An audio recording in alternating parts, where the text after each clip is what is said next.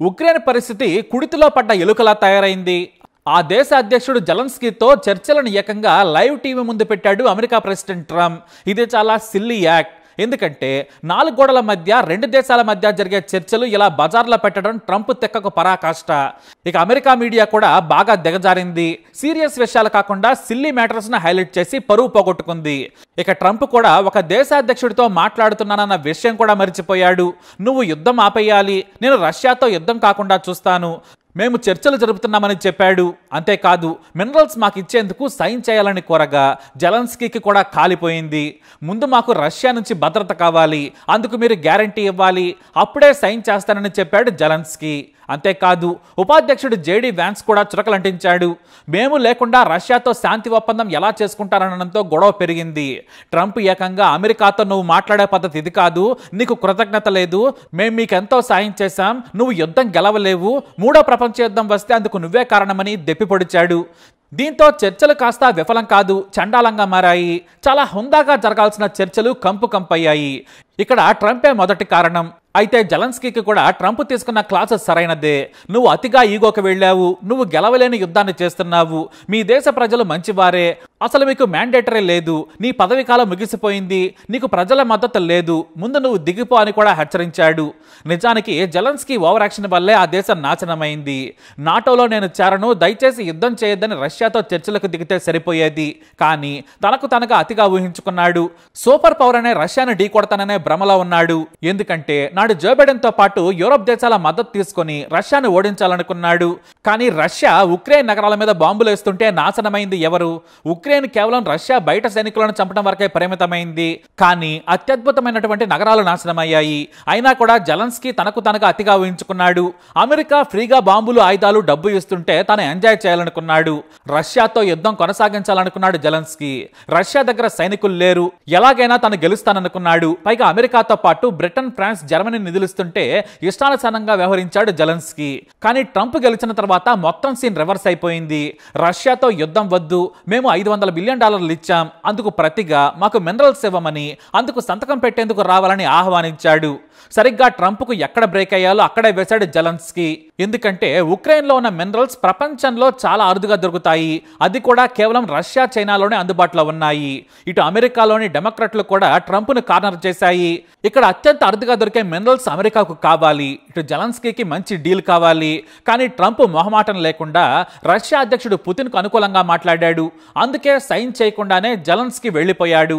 మరునాడు బ్రిటన్ ప్రధానిని కలిసి కోట్ల విలువైన డీల్ సెట్ చేసుకున్నాడు జెలెన్స్కీ.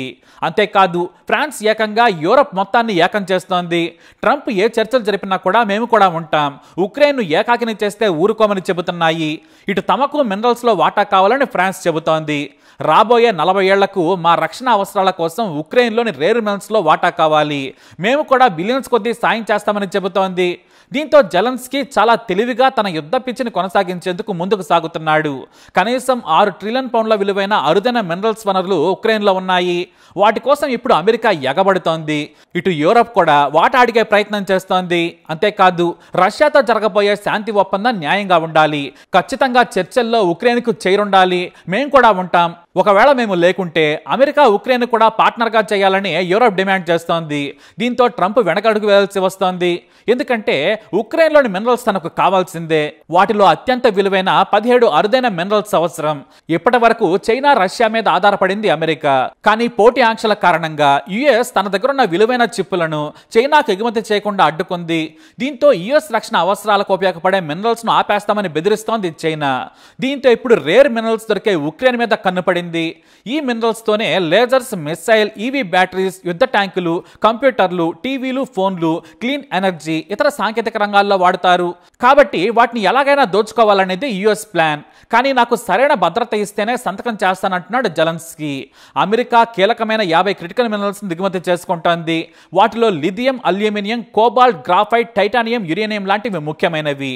అయితే రష్యా ఆధీనంలోని ఉక్రెయిన్ ప్రాంతాలను కూడా కలుపుకుంటే కనీసం $14 ట్రిలియన్ విలువైన మినరల్స్ నిల్వల కంటే ఎక్కువగా ఉంటాయని అంచనా.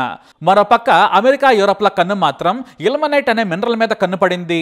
అది అమెరికా రక్షణ వ్యవస్థకు చాలా చాలా కీలకం. ఇది కాకుండా గ్యాలియం కూడా కీలకమే. ఇది సెమీ కండక్టర్ పరిశ్రమలో వాడతారు. సిలికాన్ వేపర్ తయారీలో చాలా కీలకం. ఇది లేకుంటే అమెరికా ఎలక్ట్రానిక్ రక్షణ పరిశ్రమలు మూతపడాల్సిందే. ఎందుకంటే చైనా వీటిని బ్లాక్ చేసింది. జర్మేనియం కూడా ఫైబర్ ఆప్టిక్ కేబుల్స్ నుంచి చాలా రంగాల్లో వాడతారు. యాంటీమోనీ, టైటానియంలను రష్యా, చైనాల నుంచి దిగుమతి చేసుకుంటోంది అమెరికా. కానీ చైనా మెల్లిగా వీటి ఎగుమతిని అమెరికాకు ఆపేయాలని నిర్ణయం తీసుకుంది. ప్రస్తుతానికైతే బ్లాక్మెయిల్ చేస్తోంది.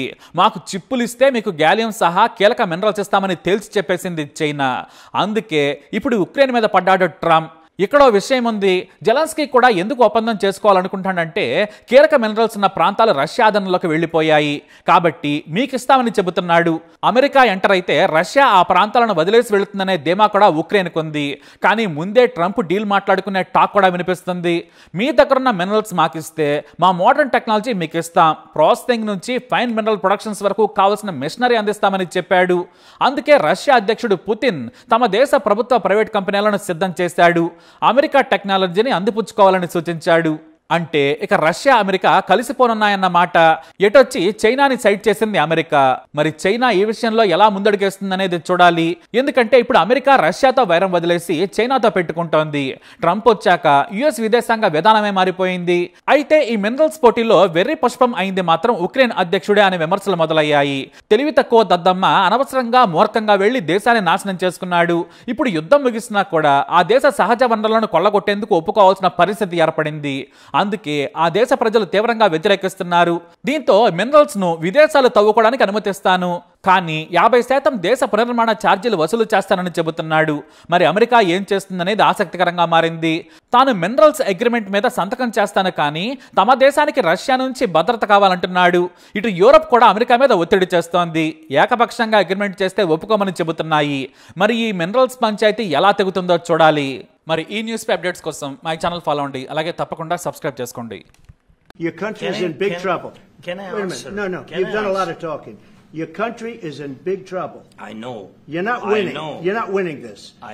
You have a damn good chance of coming out okay because of us. Mr. President, we are staying in our country, staying strong from the very beginning of the war. We've been alone, and we are thankful. I said thanks you haven't in been this alone. cabinet, you and haven't not been only alone. in this cabinet. We gave you, through this stupid president, $350 billion.